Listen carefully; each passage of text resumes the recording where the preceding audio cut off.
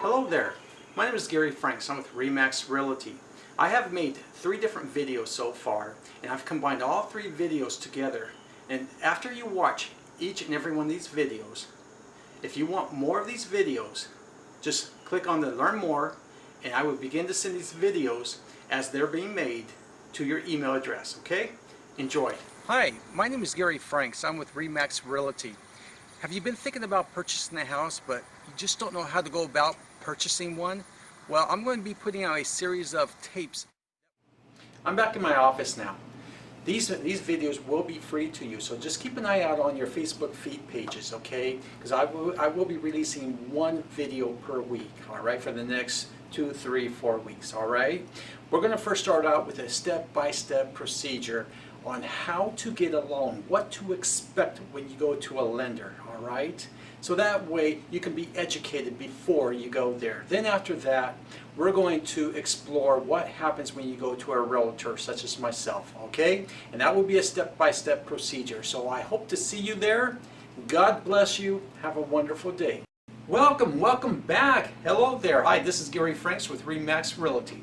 Now what we're going to go over today is just a basic of what to expect when you enter the lender's office, okay? Now, first of all, when a client comes to me, the first thing I'm going to do, I am going to provide at least 3 different lenders to the client. Keep in mind, you do not have to pick any one of those lenders. You can find one on your own. It's up to you.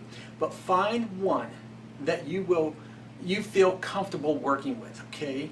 So once you find that lender, the first thing you're going to do, you're going to walk into their office and ask for a loan application, that's the first thing. Loan application, okay?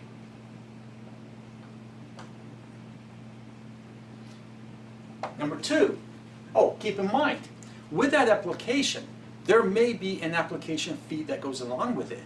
It just depends on which lender you choose, okay? So number 2 is that once you fill out the loan application, number 2, the lender will begin to process the loan, okay? As they're processing the loan, the lender is going to require or ask for an appraisal on the property and a credit report on you and every person that will be on the loan, okay? So that's number 3. So let's see here, an appraisal and the credit report, okay? We'll just put credit. Now, these are the only 2 items, the appraisal and the credit report, that you will need to pay up front. Everything else will come at the rear during the end of the transaction, okay? Okay, so number 4, you are going to be given a booklet. A booklet. This booklet is going to contain your loan information, okay? And a good faith estimate of the closing and related costs, all right? So number 5 is going to basically, after you get your booklet, you're going to get an estimate of your closing costs in the form of a Regulation Z, which is a Truth in Lending Disclosure Statement. That will be issued to you, okay? So that's number 5, disclosure statement. Okay, we'll just this statement. All right. Then after that, the lender is going to evaluate the application and all the supporting documents that you give to him or her. And then they're going to they're going to try to approve the loan at that time and approve it, okay? After they approve, so that's let's put that number 6, approval. Okay, well, let's go to number 7. After they approve the loan, then you're going to come back in, you're going to sign the documentations, okay? And then after you sign the documentations, the loan will be funded. Okay? So that's number 7, funded. All right? After the loan is funded, then the lender is going to disperse the money to the settlement or to the closing agent, and then the money will be dispersed or given to the seller, and in return you will receive title to the property, and then either that evening or the following day the documents that needs to be recorded with the county will be recorded, and the whole property is yours. All right? As simple as that. Now that's all we're going to go over right now this week, because I don't want to overwhelm you too much. Now next week what we're going to talk about all the documents that you may need to bring into the lender's office. Hello, this is Gary Franks from RE/MAX Realty. Welcome back. Welcome back. Now the last time we spoke, or the last time I sent a video out, is basically introducing you to the lender. Once you walk through the door, what to expect from the lender. Now this time around I'm going to give you an idea of the documents that the lender may ask from you, okay? So the number one thing that they're going to ask is for a sales contract. Now this sales contract is basically the contract of the house that you are purchasing, okay? I will take care of that. I will supply them with the contract. The number two thing they're going to ask you is basically the name and the address of your of all your current lenders and the account numbers, okay? So we're kind of talking about lenders. Oops. Okay? The lenders. Now the third thing they're going to ask you, basically, if you're renting your house, they're going to ask for the last 2 years of all your landlords' name and addresses, okay? Now the next thing they're going to ask every one of us, that's including renters, people that lease their property, people that own their property, they're going to ask for the addresses of every home that you lived in for the past 7 years. So, addresses to all homes for the past 7 years. Okay? Now the fourth one they're going to ask for, they're going to ask you for the name and addresses of all the employers that you've worked for the past 2 years. Now the thing about that is this, what they're looking for is this. They're looking for stability. Now, for example, this is a hypothetical scenario, okay? Let's assume that you're a truck driver and you've been driving for this company for a year, and you decide to quit your job and go to another position. And now you are working for an insurance company or an insurance salesperson of some sort.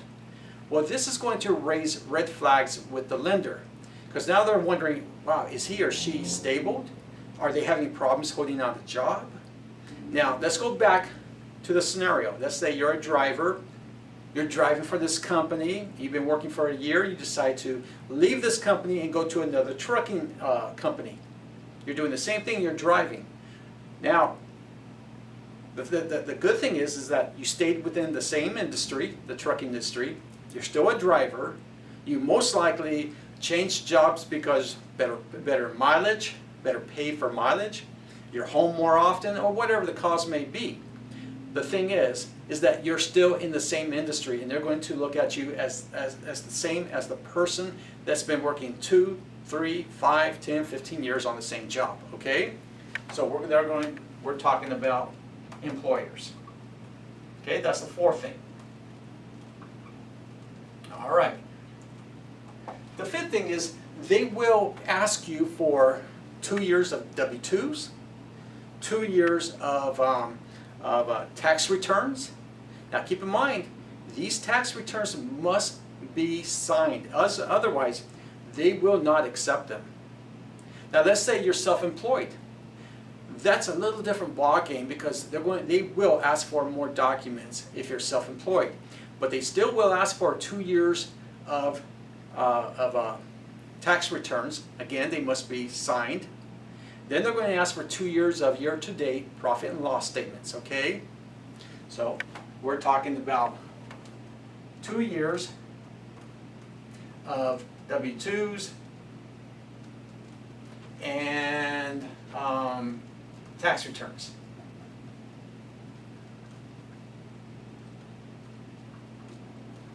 All right, now number 6.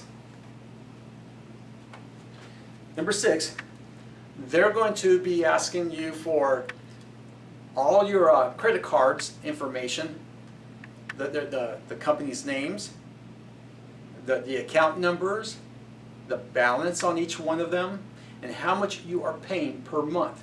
Now these are only credit cards, revolving accounts, that will last for 6 months and longer. Otherwise, they don't want those other cards that you will be paying off most likely after this loan is funded or before. Okay, so that's number 6. We're talking credit cards. Credit cards. Now number 7, they're going to be asking for if you have an IRA account, if you have a 401k of any sort, and they're going to ask you for the statements, current statements on each one of these for at least 3 months worth, okay? So number 7 is IRAs and 401ks. 401ks, okay? Let's just put the yes there. Number 8. Let's see here. I've got to look this over really quick. So we got credit report, we got IRAs. Here's the other thing that they may ask for. They're going to ask you for your booklets or your loan statements. And on those loan statements, they need to have the balance of your house, okay? So that would be number 8. Loan statements.